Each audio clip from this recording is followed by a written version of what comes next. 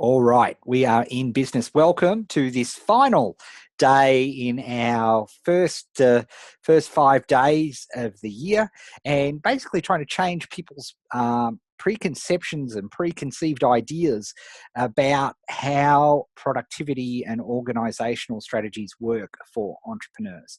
Because most productivity and organizational strategies have been designed for normal people, not us. We are about 5% of the population, and we've been through that in day one. And we talked about the 50-minute focus finder. In day two, we started to go through and look at all the elements of how to look at goals and not look at goals, looking in projects and apply things like the easy filter. And we went through day three, and then day four yesterday, we actually went to the micro level, and we learned how to spec up a individual task for an entrepreneur. And we use the analogy of games or a computer game. And most people, if they don't know, if they write a task and they don't know what the rules of that task is, aka how to do it, they don't have a period of time to play the game in, aka the 50 minutes, it's very hard to make it enjoyable, because it's all of those things: the rules, the game, the rules, the score, the scoreboard are all things that make the game. And a couple of you very cleverly pointed out, well, Ed, what about the scoreboard? That's today. So this is the thing that brings it all together. And before I get on to that, in your emails letting you know about this, I actually put in a link, and it's to a PDF document we use in the Academy. It's the niche style Scrum process. Now, what's cool about that is you can actually take that PDF, and what I've done, you can't see it because it's just over here, is I've actually got that printed out at A1 size and then had it laminated. It costs about $40, and then I stick it up on a whiteboard, and then I put my post-it notes on it, right? So there's something that you can do. And I'll send out next week a link to a page. I've got recommended tools and things that I use. However, what we're showing you today, you can literally do on pen and paper, because I think if we do this for one project first, your January project, you'll get momentum, and then you'll want to expand this into other areas of your life. So let's go. So the first thing, there we are. Those of you who are sort of psychology nerds might recognize this as the flow matrix, made famous by Mikhail Csikszentmihalyi. Took me a decade to figure out how to pronounce his name, and don't ask me to spell it because it's important. It's crazy. But his book Flow is a seminal text in psychology, and it talks about that state. And we've all experienced this, where you're in that state, and often it comes when you're playing it. One of the best states of flow that people get into is when they're playing a game. And when you're not really thinking about it. You're also often in flow when you're doing something like you're driving a car. The analogy is, when you first learn the car, there's 50 million things that you have to try to remember. Did I get the mirror reversed? Did I look behind me? What's that guy doing in the traffic, et cetera, et cetera. And after a few years, you've got your phone on speakerphone, you're having a chat to friends, and you don't even think about it. Or the negative part of that, you become so pattern aware. How many times have you done this? Where you're driving along and all of a sudden you realize, oh, damn it, I've gone the wrong way. You've gone to an automatic route. I do that with the girls' school. Often I'll find myself going down that turn off, realizing that that's not where I'm meant to go. It just gets into such a habit. But flow is really important from a whole bunch of areas. So there's flow in terms of the ultimate state that we would like to get. Like if you think about when you are working at your absolute max, like when I'm writing copy or so on, you get into this state about 10, 15 minutes into writing the copy. It's once all those voices in your head stop telling you this is crap or anything, and you just focus on the task at hand. And when you get that challenge level that is high, and I'll drop that down so you can actually see it, And when the skill level is high, you get the opportunity to get into that flow state. And that's the ultimate peak state that we'd love to be in our 50-minute sessions.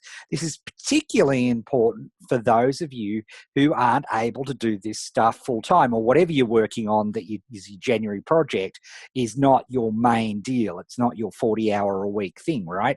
So it's very important. Anything that we can do to make this work and be a dopamine producing activity. Literally, we need it to produce the chemical dopamine in your body so you become positively addicted to doing the work in your project. So we can turn addiction into something that is positive, and so we want to use the things of, well, why do I play a game? We talked a lot about this yesterday, but flow is the other area of this. And let me use another metaphor, which I think will hit home with you. So if we look at juggling, now here's the thing: if you juggle and you're really good at juggling 3 balls, you can juggle 3 balls and you can do it, and it's virtually without thinking, right? You can just juggle away. All I can juggle is 2 balls. And in fact, I'll never forget this. Hannah, my first, when she was really tiny, I would juggle 2 balls and I go, oh, look how good a juggler is. Say it with me, Daddy is an awesome juggler. And she'd say, oh, Dad, you're such a good juggler. Look at you with the 2 balls. That's so clever and everything. Until Uncle Gary came along, and Uncle Gary could juggle 3 balls.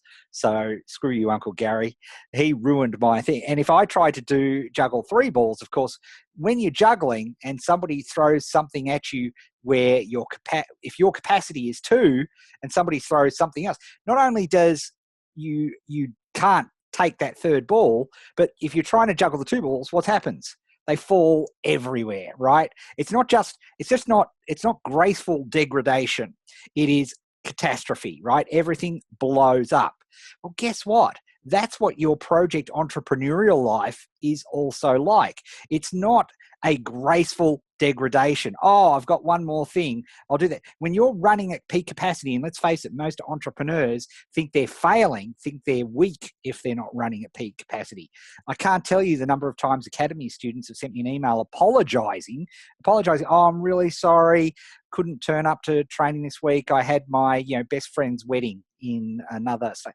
And I say, why are you apologizing? That's why we do what we do, right? We want to enjoy ourselves. That's the point, right? We don't want to be feeling guilty when we're taking holidays, when we're having time off. It's nuts. Yet that is the pervasive entrepreneurial mindset. And it's so dumb. And this concept of juggling explains why. Because here's the deal. If you're running at full capacity and somebody tosses the metaphorical next ball into you, guess what happens? Everything falls down, right? Does this make sense? Right? Give me a thumbs up if this is something that affects you, because this is one of the things, and unless you actually step back and you analyze it, you don't really think about it. And here's the thing. When you're going to pick up the balls again to start juggling again, which is the last ball you'll inevitably pick up? That's right. It's the optional activity. It's the non-dire activity, right? You've got to pay the rent. You've got to turn up to work so you can pay for your kids' school fees. You got to do all those things, right? So your activity, when everything drops, the last thing that you pick up is your entrepreneurial activity, right? The plan B that you want to make a plan A. And so what happens is people are redlining all the time. So the moment something else comes, and guess what? Life is full of something else. You'll never face a period in your life. I remember when I used to get in super trouble when I was a kid, and I would say, deity of my choice, please, just get me through this one, and I promise I'll never get in trouble again. Right? This is real bad. Please, seriously, let's just get over this one and I'll be good. Doesn't work like that. Life is a series of brick walls, and you've just got to figure out how to get over it, get through it, whatever, right? That's sad to, sorry, spoiler alert. And as your resources grow, it's the size of the problems tend to grow with them, right? So it's just life. So we need to have something which is ecological, something that is sustainable. And the process that I'm going to show you incorporates this concept of flow. We also discussed earlier in the week multitasking, right? And how crazy multitasking is. So it eliminates multitasking as well. So before I go on here, what's been the thing what's been your little aha or your little takeaway moment? I'll grab a little drink here. Just type into the comments box. What's been the little takeaway or aha moment that you've had so far?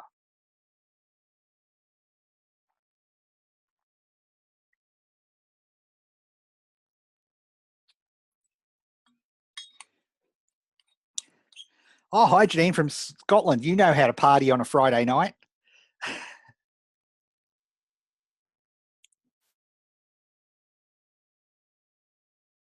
Oh, thanks for the download. No worries. It's very cold. 0 Fahrenheit. That is seriously cold. Hi from Scotland. You are partying late. Breaking tasks into segments. Dopamine can help productivity. Yeah, absolutely, right? So these are the sorts of things that will make a significant difference. So let's continue on. So in that document, so people asked, what's our scoreboard? What is our operating system? Because we need an operating system, right? We just need something that is appropriate to entrepreneurs. And that's why, and this whole thing, I certainly did not invent this. This is all based off oh no, my Apple battery pencil's low. I've been giving it a good thrashing this week. I have based this off the Kanban board, which was developed by Aichi. Oh, this is terrible. I can't believe it. Anyway, the engineer who created the Toyota production system. Oh, it's disgraceful. I can't think of his name right now. And this Kanban board, this concept of flow, was developed in the Toyota production system. Then in around 2000, software engineers realized that human beings sucked at sucked at estimation, really sucked at a whole bunch of things. They also realized that software engineers, very different to entrepreneurs, yet their follow through and their ability to follow organizational systems can be very challenging. So they share that trait with us. So they needed to figure out a way to create a scoreboard. So they developed the process called Scrum, which is just absolutely superb. And it's changed the game, the agile development process. If you think about what has exploded most over the past 18 years now since it started, software development. Remember in the old days, you get an update to your software maybe once a year, once every 2 years. Now you get significant updates on your phone every single week. That is actually a direct response of the agile process. And what has been absolutely fascinating, and this has been my work for the past 4 years, has been looking at how to apply this work to entrepreneurs. And the amazing thing is that it works even better for entrepreneurs because guess what? We don't have bosses. This Scrum process works brilliantly in large organizations. And as you're all well aware, if you've had any experience with large organizations, things can happen very, very slowly, like treacle. But this Scrum style agile development is just, look, we could spend weeks on just what it's all about. But for right now, I want to give you the super benefit of it. And like we said, you have to make something a game, we need a scoreboard. This is your scoreboard, and this is how you visually keep track. Now, here's the one rule, and a lot of people hate this rule. They hate it. But and some people try, and then they come back to me sheepishly. You can do this too, but you will come back to me sheepishly and say, oh, Ed, you were right. This must be visual. And when I say visual, I mean, it must be a physical thing, right? And it must be where you are doing this work so that you see it every day. You can't avoid it. When I walk into my office, boom, right there is the board. I cannot avoid it. Right. And that is, it needs to be a physical board, ideally a physical, like I said, what I did was I got a whiteboard and then I printed this out, A1 size, had it laminated, cost me about $40 in Australia, probably cheaper elsewhere. And then I used Post-it notes to be all these little tasks. So remember though so you asked me yesterday, okay, well, what happens? How does this work? Well, what happens is as we move across, we create this process of flow and we work in what we call sprint periods. Now, a sprint period for an entrepreneur, let me save you the hassle, is 1 week. Okay, so we're resetting the board once a week. And when I say resetting the board, we tend to be resetting these 3 columns here. And also, I must shout out, I've mentioned Taki more a couple of times.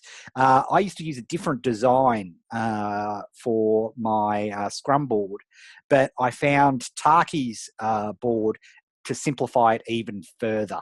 So I like the way that Taki has done his board. So this is with his permission, he designed this style of board. There are many, many different types of Scrum boards and Kanban boards. You'll see all different designs. I don't care what you use, as long as you use it. And most importantly, it must be visual. So how does this work? I'll give you the bumper sticker and then we're going to go into each of these columns. Okay. Let me just check in here. My building contractor dad used a system like this 30 years ago. Wow. Absolutely, Robin. It's a visual board so everybody can see what is going on. It's been used it's revolutionized production and manufacturing, building projects, large projects, because here's what some of you are thinking right now. Oh, I can put this in Trello, or oh, maybe I can use OmniFocus to do this, or oh, yeah, maybe I can do this in Evernote or something like that. No. It will not work, right? It just simply will not work. There are, well, if there's 100 or so people on here, there's maybe 5 of you who can do that. One of my private clients, Welton, he's a 9 follow through. And he absolutely can use Trello to do all of this stuff because he's got the discipline to look back at it. Most of us cannot. It has to be visual. So what happens is that we fill the hopper with the tasks from our project. So we've got our January project, and this is what we're not going to do it live today because there's too much to teach. But what I'd like you to do is break down your project, your January project, into a series of tasks. And basically, like I said, the Post-it note is the perfect size, particularly when you write with a Sharpie. It's the perfect size to create a good 50-minute CFT task. So what we're doing is we want to chunk down and break up our January project into a series of tasks. And you're not going to get it perfect. You're not going to get it right the first time. You'll do, and we'll talk about this in just a minute, you'll create some epics. Don't worry, I'll explain what that is in just a second. But I want you to break down. Now, it should take you no more than 1 CFT to do this, right? So just to, set a timer, because remember, if you think about it, way back to day 1, and people said, oh, what are we going to do with that 50-minute fact finder? You've actually already probably done something towards breaking down your project, your January project here. So what I want you to do is take that January project and break it down into, as best you can, 50-minute chunks. Now, many of you have said over the course of the couple of days, once I spoke to you about the easy filter and particularly the concept of roadmaps, because you say, I'm not sure what to do. Well, guess what? Your first CFTs are going to be your first tasks. Find the roadmap. Where are you going to have a research for the roadmap? Where are you going to find it? Who are you going to ask? They become the first parts of your project so that you've got a roadmap to follow for the rest of the month as you're doing this. Okay, so we break down our January project into however many tickets it takes, right, for that. And keeping in mind that we're scheduling 5 CFTs a week, and there's 3 weeks left in January approximately. So you're looking somewhere between 15 and 20 tasks, but it is what it is, right? Do whatever you do, break it down into those. Okay. Now, I typically do this at 9:30 on a Monday morning. I would schedule it, find a time that you can do this that makes sense. Some people I know do this on Friday afternoon. They find it, or Friday evening. They find it great to be able to sleep on it over the weekend and then hit it fresh on Monday. I personally do it on a Monday morning, but you need to do this process once a week, right? And schedule it in as a time. Okay, and it should take you no more. It takes me these days about 15 minutes to do the whole thing. It'll take me a lot longer to explain it the first time. And by the way, you'll stuff it up. You'll do 2 or 3 steps. You'll have false starts. One of the best parts of this system is that you can completely tear down and blank your Scrum board and start again in 50 minutes. Now, you can't do that for most operating systems, right? If you do a day planner or a getting things done or something, to start again is a major trauma, which is one of the reasons low follow through entrepreneurs like most of us don't go back to it. We'd much rather, if we're going to have to do all that again, well, that didn't work for me. Let's try a whole new one, right? So we don't want to do that. So first of all, we've broken down our tasks in the hopper. And don't worry, we're going to go in and look at each of these columns in a little bit more detail. Then we're going to, and the terminology from the Toyota production system is pull. We are pulling a ticket into what we're going to do for the week. So on Monday morning, I've got 5 CFTs scheduled. Well, I actually have more because I've been doing this a while. But for you, if you haven't done this before, you maximum of 5. That's it, max 5. People freak out or they think, oh, no way, I'm going to do way more than 5. No, don't do it. I'll explain why in a tick. But for right now, we're pulling tickets. Why do I use the word pull? Very important psychology.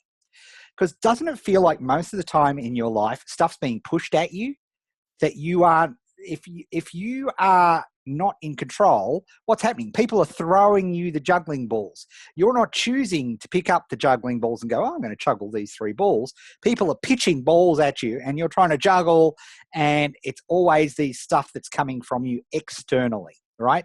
Stuff is being pushed to you. Even your to-do list is a method of push. How do you like being pushed? Do you enjoy it? Does that feel fun?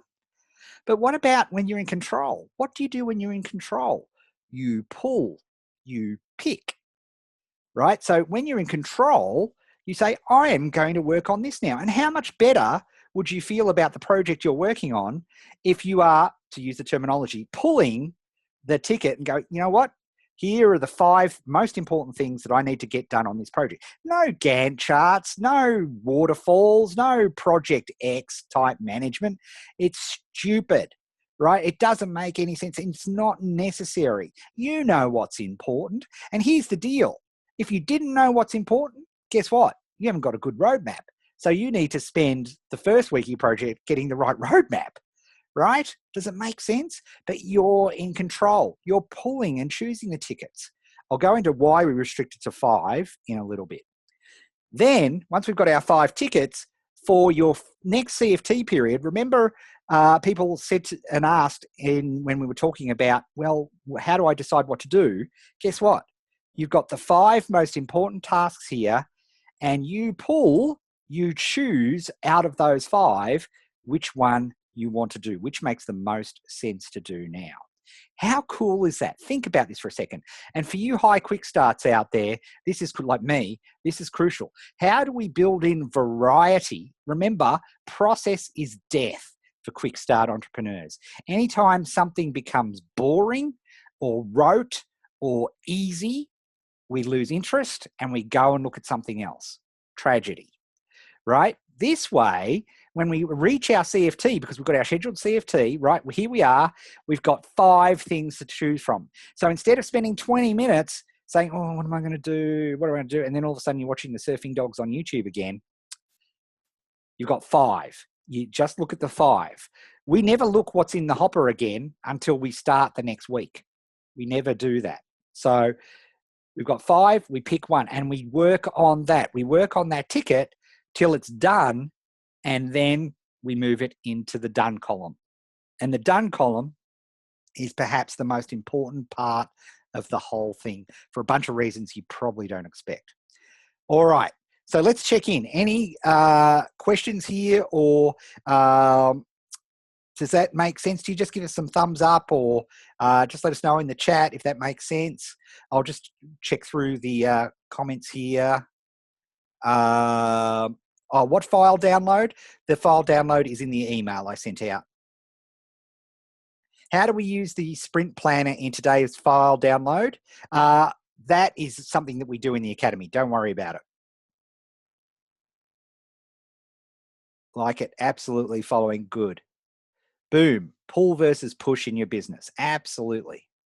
If your business is full-time, how many CFTs a day do you recommend, Ed? I do personally 2 a day is what I schedule, because the rest of your day is filled with stuff, business stuff, customer support, social media, in my case, helping students out, answering their questions in the Facebook group, answering their Voxer messages. So that's the rest of my day is the stuff of delivering the business. For me, the CFTs is all about what's the stuff that grows the business, that makes the business better, that makes it more effective, more efficient, more fun. That's what I use the CFTs for if you're in a full-time case. All right, cool.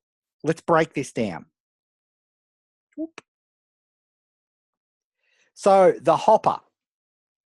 Now, the hopper is where we break down and we put all of the 50-minute design tasks. And hopefully, when you've designed those tasks, you've used all the criteria that we used on day 4.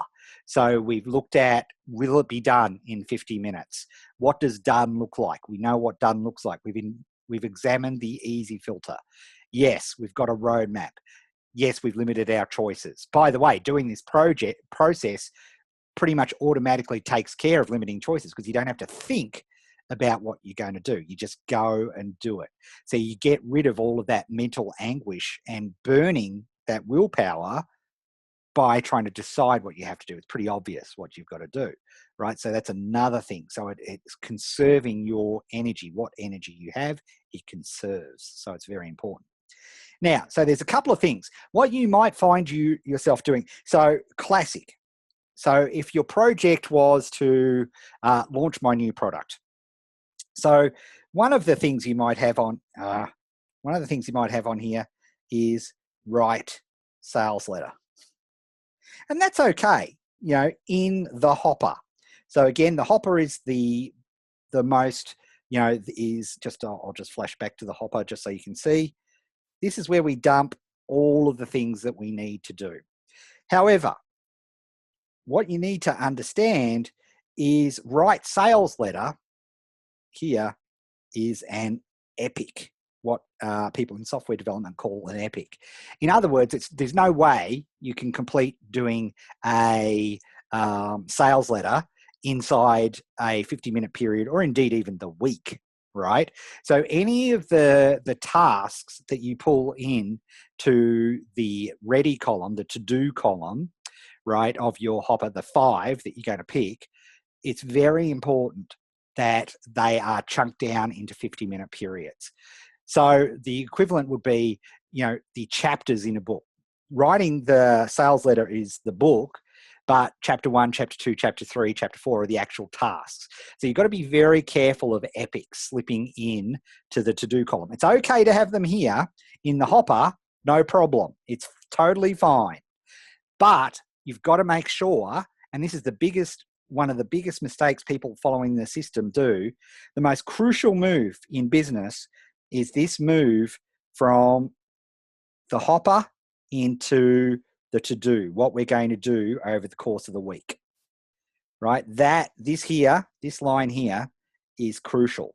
It's fine to have epics in here, but it's bad to have epics in here. These all, now you may not finish these tasks in 50 minutes. That's fine. Remember, we suck at estimation. Happens to me all the time. In fact, I can remember one classic case last year where I allocated one CFT and it turned out it needed 15. You heard it right, 15 CFTs. So it happens, right? We suck at estimation. That's cool. We know it's going to happen, but we want to do our best. We know a sales letter is not going to be done in 50 minutes. So we need to chunk it down and break it up.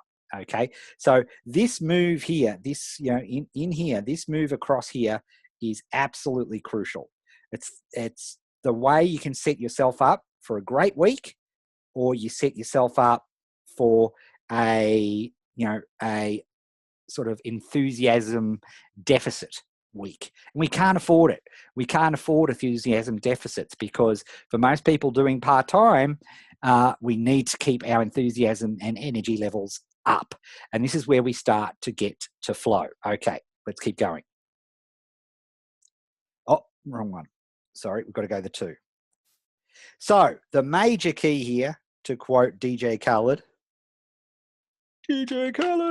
pull 5 only. Pull 5 tickets only. People struggle so hard with this because they're either, hyper, go get it. I'm going to pull plenty of tickets. I've got a great week ahead.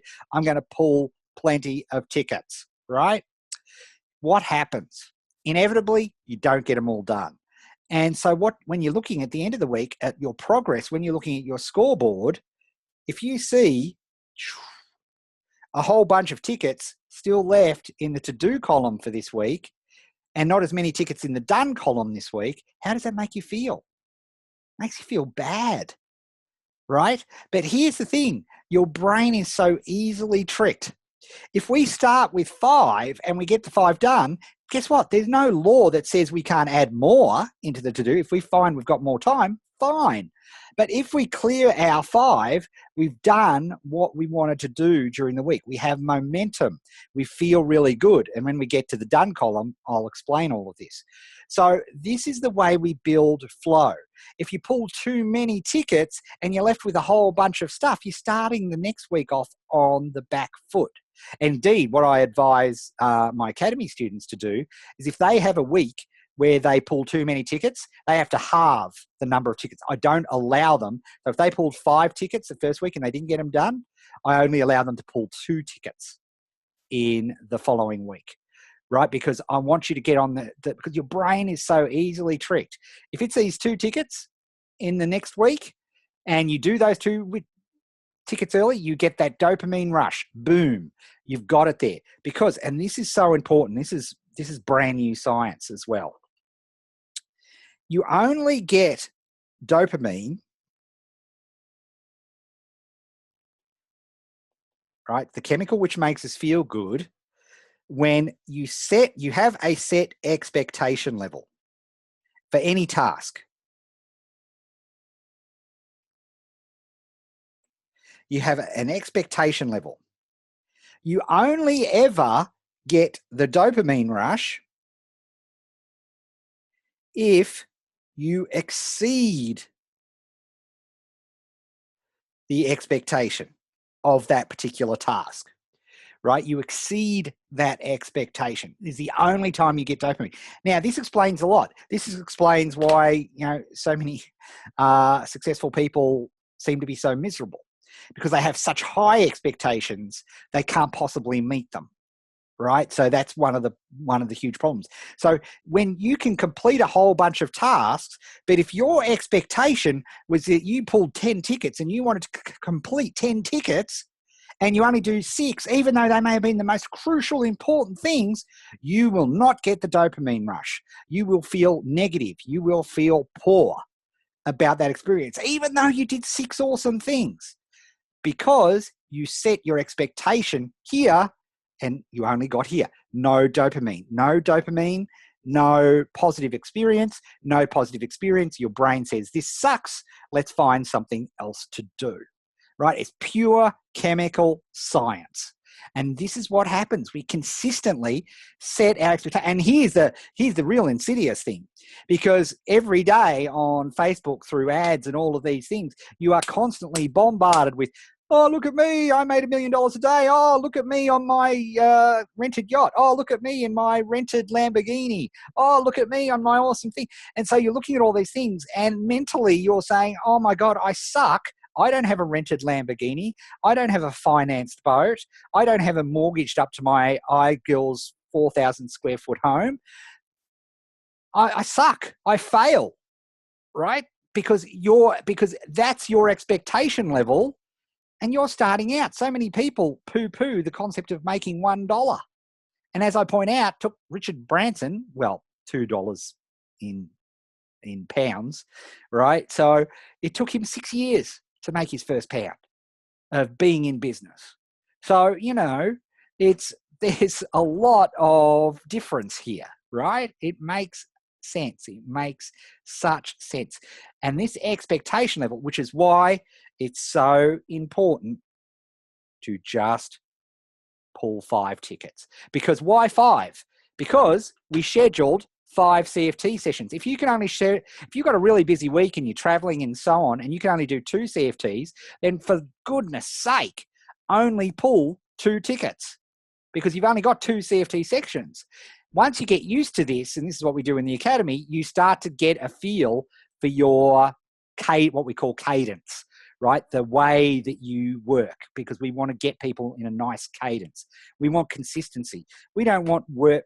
What makes sense? What do you think would be more enjoyable? Work where you've got this lovely flow, this nice line, or like most people who are starting out, these ridiculous highs and lows. What makes sense? What makes more sense? We want to be like this. We want to be calm. We want to be in control.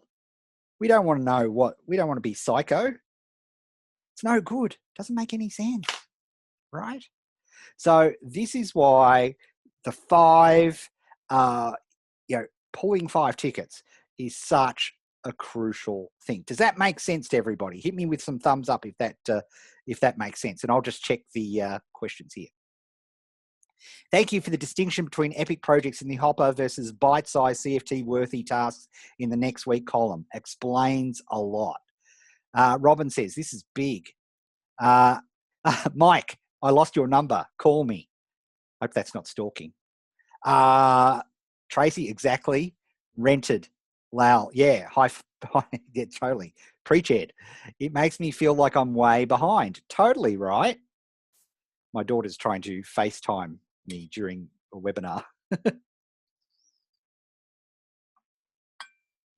I better actually let them know, or they'll keep buzzing me. Just 1 second. Hey, Charlie, I'm on a live webinar. Look at that. You're speaking to all of these people. That is a cute teddy bear. Love the teddy bear, but I'm working. Okay. So I will be off it in a little while. Say hello to everybody. Hi, everyone. Go vegan. What? You serious? Okay. That's my vegan daughter. There you go. Very good. See you later. I hope you're having fun. They're in Tasmania at the moment. All right, I'll speak to you later. Oh, no, underage drinking as well. Well, I hope not. All right, see ya. Bye, guys. Sorry about that. If I didn't answer it, there would be a whole bunch of stuff like that. Yeah, I call them Charlie because I can't remember their names most of the time. So if I say Charlie, it's like universal. It makes sense. All right, where were we? Ah, yes. Cool. So I was just dropping some major truth bombs when it comes to this whole thing. Now, I hope this doing column is pretty self-explanatory. We only want one thing in the doing column, right? So see that ticket? So that makes it easy. So when we sit down for our CFT, that's the thing. Now, I must say what I do is I pull the ticket off and I literally stick it here on the screen. I just literally pop it there. So I know that's what I've got to do, right? So I'm in the zone. I set my timer 50 minutes. I literally go, I won't say it, but I literally tell my little Google Mini here and get them to, hey, Google, what's the weather temperature outside? 38. Beautiful. So I've got many virtual assistants who can set a timer for me. So I do that and boom, I'm focusing on one thing. So here we get the focus, right? So that for that 50 minutes, we're doing the one thing. We're getting it done. Hey, finish it in 10 minutes. Awesome. Pull another ticket. No law says you can't, but work on one thing to finish. And so if I don't finish that thing in the first CFT, no problemo. When I come to my next CFT that I've scheduled, I ask myself a question. Is this still the most important activity? If the answer is yes, on I go, I continue.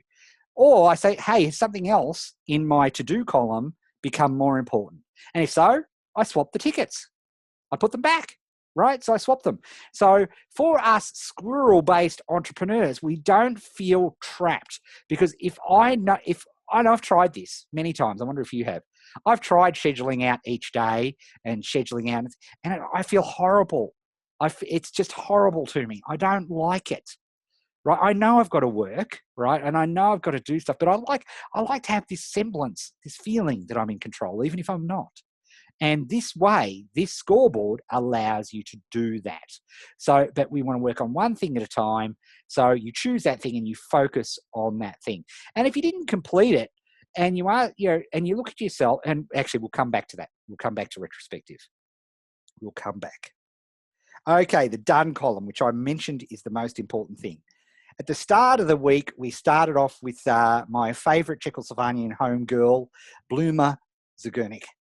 And Bluma, in 1927, really did some amazing research in psychology. Now, let me read the highlighted section here that we also looked at on Monday. This is the much lesser known part of the thing. People remember uncompleted or interrupted tasks better than completed tasks. Why is this so crucial? Because most entrepreneurs are, and I don't want to belittle the actual disease, but so please understand, but we're manic depressives, right? In the sense that one week, everything's, oh, this is awesome. This is so cool. I'm just a legend. And the next week, I totally suck. I would speak with, consulting clients from years ago, and week one, like they think, oh, this is great, this is fantastic. And then the next week they say, oh, it sucked, I did nothing. And these are people who are working full time, right, in their business. And I'd say, really? You did nothing? Nothing happened. And what happened was the Zagurnik effect. They remembered the uncompleted or interrupted tasks better than the completed tasks, because your brain needs that processing power. As soon as you complete a task, particularly if it hasn't got some form of emotional response to the completion of it, so you just finish the stuff that you have to get done, then that's a problem. But what do you get an emotional response when things go bad? Of course you do. So you remember at the end of the week, when you look back at the week and you think, oh, that week sucked, it was terrible. Yet, if we go back to our scoreboard, we notice, hang on, look at all these completed tickets here. So we did not do anything. Yes, we had a couple of things that went bad, but there was some stuff here that was good too. By remembering the stuff we actually did, we give ourselves the, deposit into our enthusiasm bank account to continue on the next week. Because here's the thing, what happens when you complete a task on a to-do list? It gets crossed out, or in fact, in digital versions, it disappears. You even forget, and your brain's going, oh, phew, here's some mental processing power. Let's grab the next thing that's causing you stress, right? That is how we work. So by having a visual scoreboard, you smooth out we're not so up and down all the time. By having a scoreboard, we smooth things out. Does that mean everything works all the time and everything's going to be awesome from now on? No, of course not. It will take you 2 or 3 weeks to get into the flavor of this and the flow of this. But when you do, and my Academy students will tell you this, and anybody who's implemented this methodology will tell you this, it is a game changer. Right, is an absolute game changer. And one of the reasons is it gives you a proper scoreboard of all the things that you did. And you've got this focus. Your brain thinks, oh, cool. Look, okay, yeah, I don't have to remember all these uncompleted tasks because they're sitting in the hopper. And when I think of something, I'll just throw it in the hopper and then I can use that mental process for something else. I only need to handle the 5 things this week because I've got 5 CFTs available to me. So I'm going to choose 5 and see how I go. And hey, if I knock them all off and I've still got some time, bonus. When I'm doing, it's this one huge column that has one post-it note. That's to let you know how crucial and how important that is. That's the focus. So instead of, which is death, how many times has this happened to you where you hit the 50 minutes and you go, okay, oh, what am I going to do? Oh, I could do this or I could do that. Oh, I could think about this. Oh, but I don't have blah, blah, blah here. And before you know it, 10, 15 minutes of your precious 50 minutes is gone. Now, no longer. We pull the ticket. Again, psychologically, you're in control because you've pulled the ticket. You haven't pushed it on you and said, okay, this is what I'm going to do. Done. You've limited your choices because you don't look at the hopper, you only look at what's in the to-do. Because when you were calm at the start of the week before everything had blown up on you during the week, you'd said, okay, these are the 5 most important things that we need to do. Okay. And like I said, I use Post-it notes, I use Sharpies to create these, and that's the way that I do this system. All right. Done. We are done. Literally and metaphorically. So, questions, please feel free. And like always, I'd love to hear what's your big takeaway? What's your big insight from today? Love to hear from you on that as well. So let's have a look at that. Oh, Peter's asking, what's the Academy? Please tell us more. Where do we sign up? Academy's not open at the moment. I wanted to really separate out this 5-day. It's a bit like the challenge in the old days. I don't like promoting stuff during when I'm doing a free thing. But the Academy is what I do. It's my day job, 9 to 5 now. I don't coach private clients anymore. I take a group together. But the good news is it is opening and it's opening up very soon. So look out for an email from me next week if the Academy is something that you're interested in. Because here's the thing. One of the things that everybody needs when they're starting out is a coach, right? And when you think coach in IM terms, you're thinking $10,000 plus, you're thinking all that sort of thing. But using the new technologies and if you like this style of working, then you're going to love the Academy, right? And because when you work as a group, here's the thing, no person who is really good at what they do trains by themselves. They train in groups, and there's a whole bunch of reasons. I won't go into it today, but if you are interested, keep an eye out for an email, and I'll talk to you about all of that. Happy to do so. The done category is the takeaway. Big takeaway. The board, at least columns 2, 3, 4, is refreshed every week. That's right. You clear it out. Look at your dones, you congratulate yourself. And what's great is you can start to get a bit of a feel for progress because particularly as entrepreneurs, we don't like looking back at our stats, right? So this way, when we clear the board on a Monday, the first thing I'm doing is going, okay, look at this. And if I see something that's still in the to-do column, I just give myself a little retrospective. And we actually have a whole process for this that we do in the Academy. But we have a retrospective. And the things we ask is, well, why didn't I get that done? Was it an environment thing? Was it a resources thing? Was it a choices thing? Did I not have something ready when I should have had it ready? All those sorts of things. Not from an accusatory point of view, but from just an analytical point of view, so that you can learn and you can improve. So each week, if you thought you could do 5 CFTs and you only ended up doing 2 CFTs, why? Oh, well, I actually didn't. I didn't consider that I was traveling over to America. And like when I'm on a travel week, maybe 4 CFTs is the max that I would get done. So now I've learnt because of that, it's a travel week, set it accordingly. Or if you're ill, right? If you're ill, you may have to clear the board. The board's blank for the week. That happens. But here's the thing, you don't lose everything, and you don't lose it because it resets every week. A to-do list, think about the psychology of a to-do list. It's there, it stares at you, it's like mocking you the entire time. Whereas if the board gets refreshed, except of course for the hopper, but if the board gets refreshed every week, you get to start again every week. Every week is a new place to start.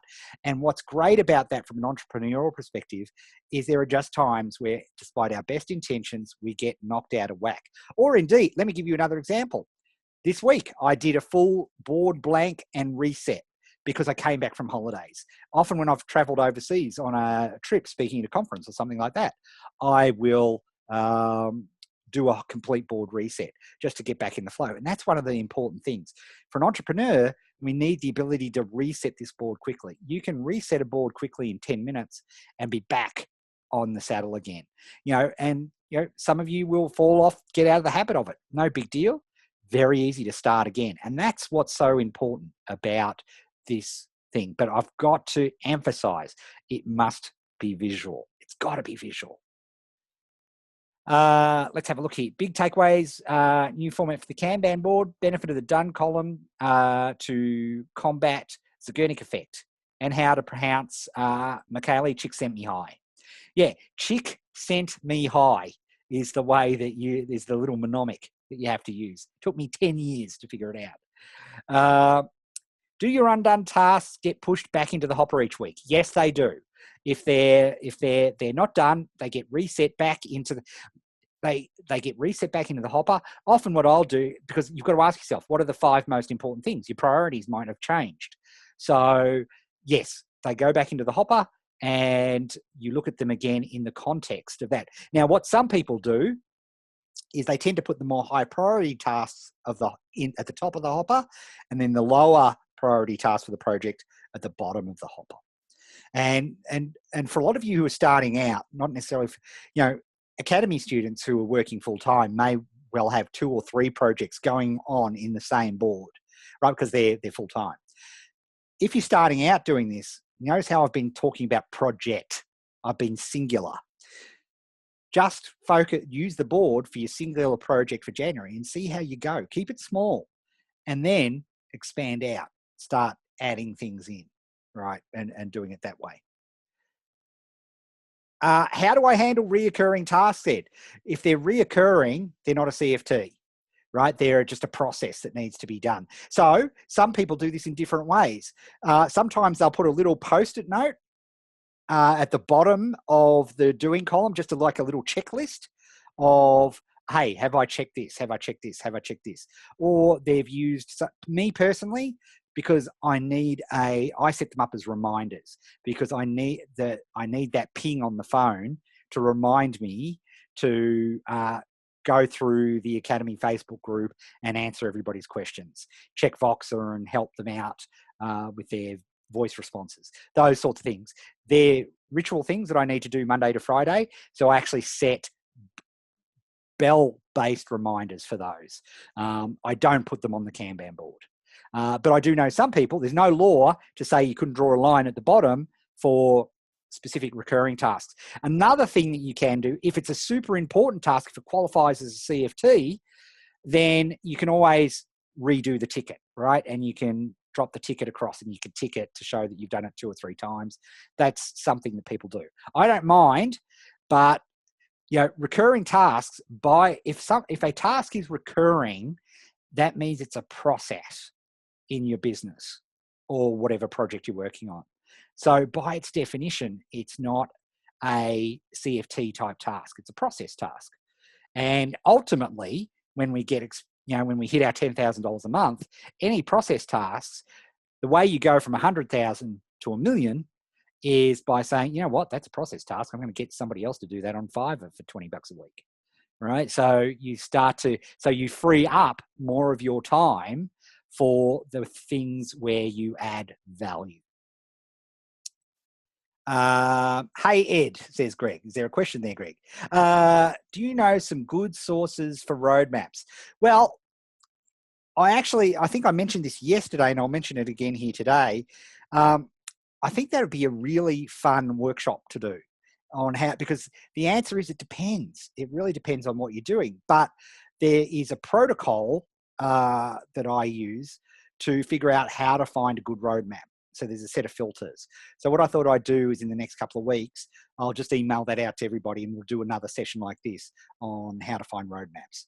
And what we do is and not to be an ad for the Academy, but that's one of the most important things the Academy does is that a squad member can get into and say, hey, I'm doing this. This is what I need to do. Does anybody have some roadmap suggestions? Because there's inevitably people have already been down that path, so they have good roadmaps. So that's one of the powers of having a squad to do this stuff. Let's think. I think I've got all those questions.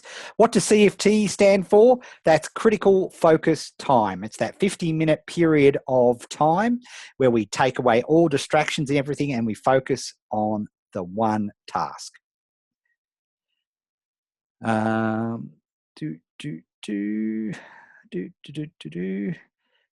Dopamine. If I photograph my done list at the end of each week, put it in the diary and be happy. Yeah, absolutely. High fact finder types do that. High quick start types, just chuck them in the bin. It's up to you. Because we'll never, if we try store them in some place or we'll never look at them again anyway. So it's a waste of effort. But high fact finders definitely enjoy doing it that way. How many projects should you put on the board at one time? Great question, Robin. For me, you should start with one. And that's what I want you to focus on, the one thing. That's what this whole week has all been about. What's the one thing, if you got done by January 31, you'd feel like you've made a really solid start to 2018. Just do that. If you've never done this before, how do we move it from hard to easy? Limit choices. So let's just do it with one project. As you get good with this, what you'll find, like me, because I've got a big belief, more than 3 projects on the go at one time is a bit weird, right? And I'm not sure what's going on there. So I have 3 projects at any one particular time. At the moment, I only have 1 because I've got one big focus thing that I want to do for January. So you'll get, so about up to 3 tends to be it. However, having said that, I have a personal Kanban board for all of my stuff: school, kids, family, health, all those sorts of things. You can add those sorts of things into the board as well, because what becomes interesting then is you start to see what are the things that are interrupting you from doing your, the business that you want to create, or whatever the key project is that we're talking about here. Sometimes it's those external tasks. So often you have to ask yourself, hey, what's the thing that's interrupting me? How can I do that better? How can I control that interruption? So, during the week we had somebody who was a freelance interpreter who could get a call at any time. So, if they have a busy week, all of a sudden they're going to be weird. So, can I do my times at different hours of the day? What can I do there to make sure I'm keeping some form of forward momentum? Right, those sorts of things. We do forget our wins and remember our failures. Yes, can't help it. It's the Zeigarnik effect. And it makes sense, like from an evolutionary perspective, it makes sense to remember the incompleted tasks and not the completed tasks, right? But as an entrepreneur, it's deadly because it gives us that thing. Isn't that truth? What's on my mind? It's always what's unfinished. Even great accomplishments are quickly forgotten. I'll never forget. I sold my first business for $3 million, and I was in a hotel room in New York when the check was physically handed over back in Australia. And I got a call from my lawyer, and they said, Ed, congratulations! I'm literally here. I'm here. This was before. This was before the day of mobile phones or anything, so there was no check. It was literally a call in the middle of the night. And I said, great, thanks. And then I turned over and went back to sleep. And I keep thinking about that, and I think that was stupid. I really, really should have. And I didn't really celebrate it at all. And I really should have. And it's a great regret. But we don't celebrate enough of our wins. And it's very important, right? We're playing a game here. We want to make this more game-like. And when you win a game, you go, yeah, right? It may be a little thing, but you feel that you go, whoa, yeah, dopamine, right? Because your expectation of this game was I could win it or I could lose it. If I lose it, I try again. No biggie.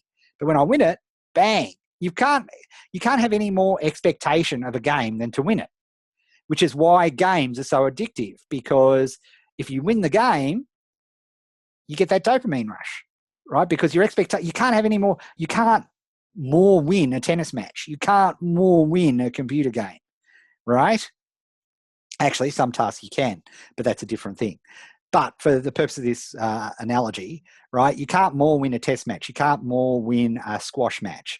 You can't more, win any. You either win or you don't, right? So that's where we want to set these things up for us, because we need this. It's not, and maybe I'll leave you with this. Your success in 2018 is not because of your work ethic. It's not, for goodness sake, it's Friday night for most of you. Work ethic is not a question mark, right? It's not a question. Well, some of you are watching this on a Saturday afternoon. You could be doing, although better to be inside here. But point is, right, it's not work ethics, it's a challenge. It's not roadmaps, because the truth is, even though you might not know where that roadmap is right now, there are dozens, there are hundreds of roadmaps that you can buy, that you can find, that you can research. You may not have that skill set yet, but they're there, right? That's not the problem. The problem, the challenge of 2018 is what goes on here. And when you're starting out, doesn't matter whether you're learning trumpet, flute, tennis, golf, or you're starting a business, or you're doing a new weight loss program, or whatever it is, right? You need that group around you of positive people that are an encouragement. That's very important. And you need a coach, you need a tutor, you need a teacher, right? Through those first months. That's the most important time to have a teacher, not when you're already making $1 million. It's when you're not making $1 million is very important time. Although, as you will discover, people who are making $1 million all have coaches, right? So I have a coach, everybody has a coach, right, that does really well, because you never stop learning, and that's important. So with that, thank you very much, everybody. Again, would appreciate you hitting that like button, and if you thought this session was interesting today, would love you to share it, which is awesome. If you're interested in the Academy, look out next week or the week after, and I will be opening it up again, because I can only take a certain number of people in the Academy, because I want to preserve that ability for, personal coaching and those sorts of things. So keep an eye out for that. And I'd like to do more of these. I think we'll do a roadmap session next. I think that'd be a really interesting thing to do. So with that, have a great 2018, everybody. It's been fun doing this little live challenge. I hope it has been valuable for you, and good luck with 2018. I've given you a whole suite of new tools to hopefully, because again, that Einstein quote, the definition of insanity is trying to get a different result doing the same thing. I've given you a whole bunch of tools to show you how to approach 2018 differently as an entrepreneur, and I hope you take those and make it happen. So with that, farewell, folks, and I will see you around the traps. See you soon.